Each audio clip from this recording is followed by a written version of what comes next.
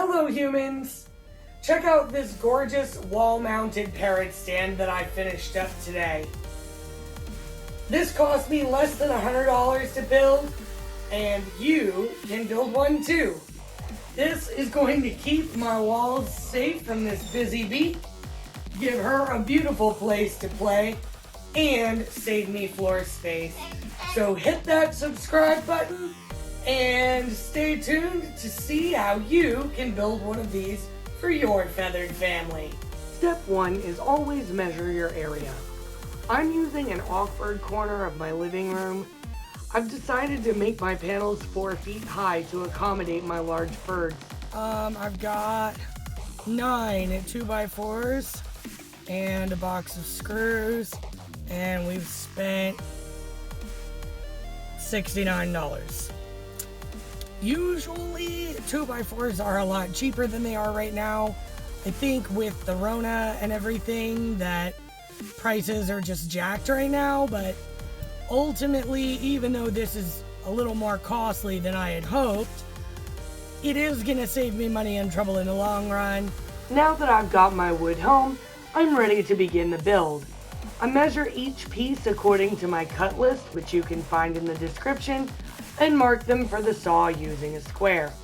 For my weird corner, I have 19 cuts to make. This configuration will allow some overhang beyond the walls of my corner to avoid any busy beaks chewing on the walls, a cross brace for each side, and a French cleat to hang it on the wall. Next, I look over each piece and use a belt sander to remove the manufacturer's labeling from each board.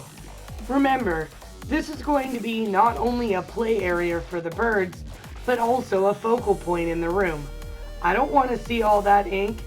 Unfortunately, with parrots, I'm not able to stain the wood, so sanding is the best thing I can do to help it look nice. I brought all my wood out to the driveway to begin the assembly. The larger side of my corner has 8 vertical boards, and the smaller side has 7. I've placed each piece wrong side up, and placed my cross brace 6 inches from the bottom using a square and marked the placement. A layer of wood glue on both parts will make fastening the boards together easy. I began with drilling pilot holes through the cross braces into the vertical planks. This makes driving the screws in much easier and also prevents the wood from splitting under the pressure. Each vertical plank has 2 2.5-inch screws driven in to ensure that they cannot pivot and will remain stable. For the French cleat, I need to cut down the length of my shorter cross brace pieces. A 30-degree angle is just right for this application, giving a thick brace with enough height to ensure it will not fall off the wall. I set aside the bottom half of each of my cleats and use the square to position the top halves at 6 inches from the top of each panel. The thin edge meets the panel and is fastened using wood glue. I waited about 30 minutes for it to dry, but got caught by a bit of rain, so it wasn't fully dried when I drilled the pilot holes and drove the screws. I should have waited, but ultimately I was too excited to complete this project today to wait any longer. Once again, 2 screws in each vertical board, but I had to be careful to keep them within the surface that was against the panel, not out in the air.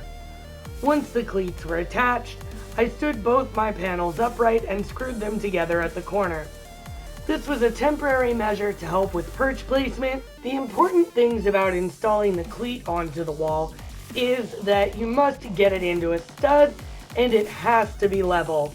The advantage to using a cleat like this is that the weight is evenly distributed across the wall. I brought my huge corner panel inside to work out placement and install all of my perches. You might be able to use pre-made perches for this and screw them in with the washer and wing nut, but I suspect most would not have a long enough screw to fasten tightly through a 2x4. I marked each location, drilled a hole, and drilled out perches from my large stash of manzanita branches, then enlisted a bit of help to hold them while I drove the screws from the back of the panel. These can easily be replaced as they wear out by simply unscrewing the old perch and adding a new one.